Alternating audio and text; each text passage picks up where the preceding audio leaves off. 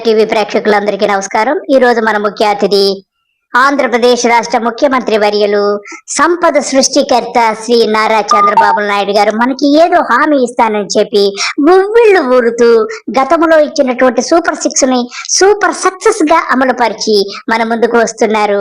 ఆయనే మన చంద్రబాబు నాయుడు గారు. ఆయన అడిగి ఆయన ఏం హామీ ఇస్తాడో మనం తెలుసుకుందాం. నమస్కారం బాబు గారు, చెప్పండి ఏమి హామీ ఇవ్వదలుచుకున్నారో కొంచెం మాకు విషదముగా చెప్పండి. మళ్ళీ మీ అందరికి హామీ ఇస్తున్నా, నిద్ర లేస్తే అబద్ధాలు చెప్పడం. బాబు నీకు దండం అంటున్నారు నాయన. హామీ అంటే ఏదో అనుకున్నావు, నిద్రలేస్తానే వెంటనే అబద్ధాలు చెప్పడం. అయినా నీకు అబద్ధాలు చెప్పడం వెన్నతో పెట్టిన విద్య కదా. ఎన్నికల ముందు సూపర్ 6 అంటూ ఒక పెద్ద పూటకు అబద్ధమాడి ఓట్లు దండుకొని సీఎం అయ్యావు. నీకు ముందు ముందు ఉంటుంది మహిళల చేతిలో, తప్పదు.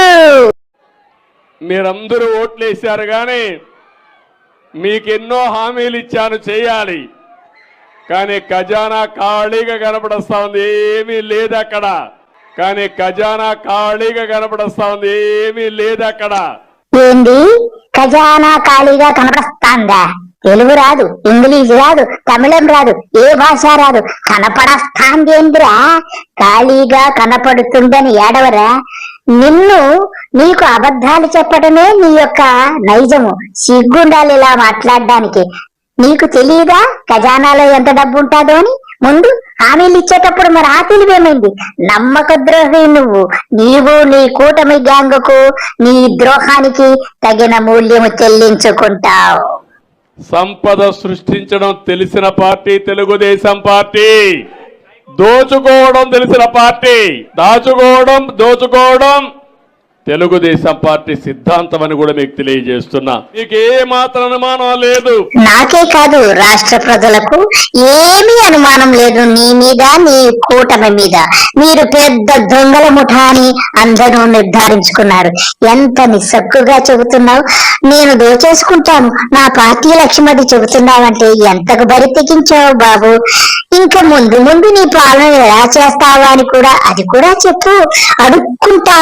అడుక్కుంటూ పాలన చేస్తావేమో అని అందరూ అనుమానిస్తున్నారు, అది కూడా చెప్పేసాయి. నువ్వు పరిగెత్తిచ్చేదేముందిలే, ఇప్పటికే నీకు ఓటును వేసిన వారందరికీ గుడ్డలు ఓడదీశావు. ఇంకేం పరిగెత్తిస్తావు ద్రోహి? నేను మీ అందరి వాడిగా ఉంటాను, శాశ్వతంగా అదే చేస్తాను. ఏంటి మా అందరి వాడిగా ఉండడం అంటే? శాశ్వతంగా ఈవీఎంలు మేనేజ్ చేసి నీ ఆయుష్ ఉన్నంత వరకు సీఎం గా ఉంటావా? ఎంత ఆశ నీకు ద్రోహి! మళ్ళీ మీ అందరికి హామీ ఇస్తున్నా, నిద్ర లేస్తే అబద్ధాలు చెప్పడం. నీ అబ్బా మళ్ళీ హామీ ఏంది? నీ బతుకే అబద్ధం, నిద్రలో కూడా అబద్ధాలతో నిద్రిస్తావుగా. హామీ ఇస్తున్నాను, తల్లికి వందనం కింద సంవత్సరానికి ప్రతి ఒక్క బిడ్డకి 15,000 రూపాయలు ఇచ్చే బాధ్యత నాది. ఒకరి నిబంధన లేదు. ఇద్దరుంటే ఇద్దరికి ఇస్తా, ముగ్గురుంటే ముగ్గురికి ఇస్తా, నలుగురుంటే నలుగురికి ఇస్తా. నీలాంటి వాడు అబద్ధాల కోడి ప్రపంచంలో ఎవ్వరూ లేరు. నోరు తెరిస్తే అబద్ధాలు, హామీలు. తల్లికి వందనం కాదు, తల్లికి విషం పెట్టి చంపేస్తావు. నీ బతుకు షేడా.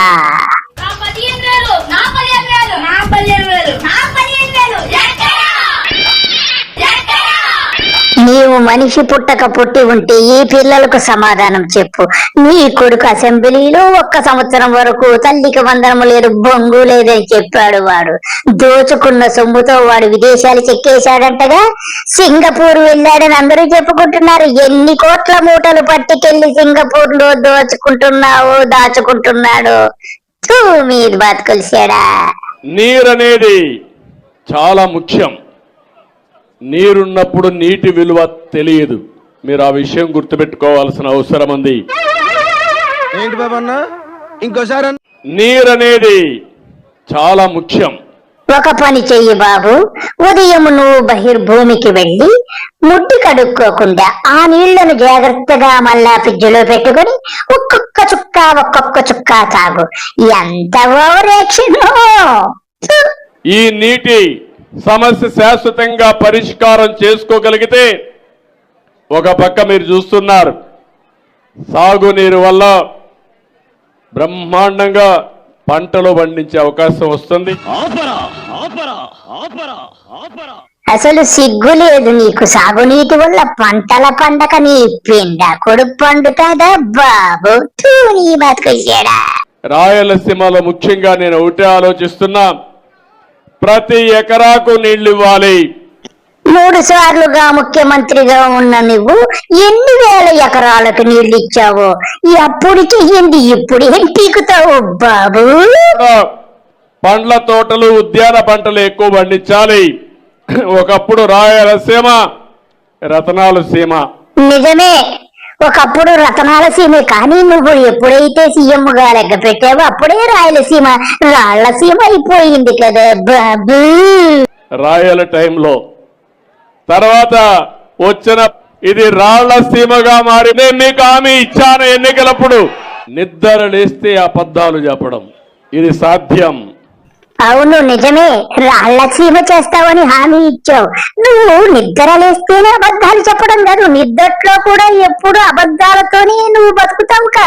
నీకు తిండి తిన్నాగానే అబద్ధంతోనే కడుపు నింపుకుంటావు.